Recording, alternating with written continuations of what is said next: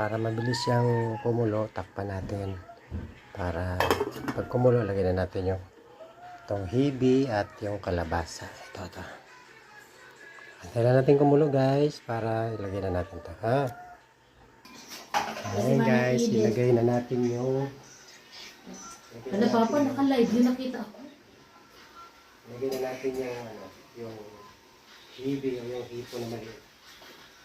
Ayan. Saan ang susi ko? Siguro magtaka kayo kung bakit.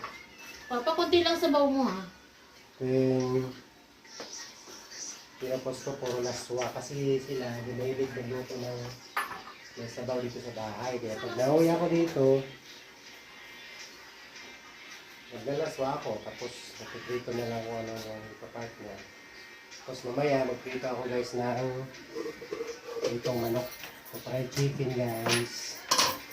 So fried chicken, binabad ko muna ito sa bawang, luya, saka tinimplahan ko marinig ko ito para maabsorb bago sa prito guys. Ito yung partner namin, chicken, tapos may laswa.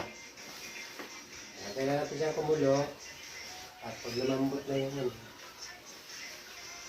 hindi natin ilagay yung langga.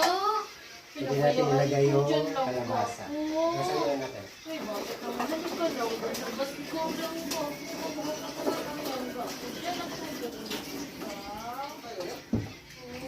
Uy, parang nalitik ang langga ko Parang kawawa yung langga ko doon Lagyan natin yung kalabasa guys. Kawawa yung langga ko. Kawawa ang langga ko. Bawang yan langga. Mga kamaingay. Sige, bawang yan. Sabihin mo may bawang bang manghang. Yan, push muna natin ha. Yan. Habang hindi malambot na yung guys, yung kalabasa, hindi matigas pa siya. Kaya, malaga tayo lagyan yung pangkulay.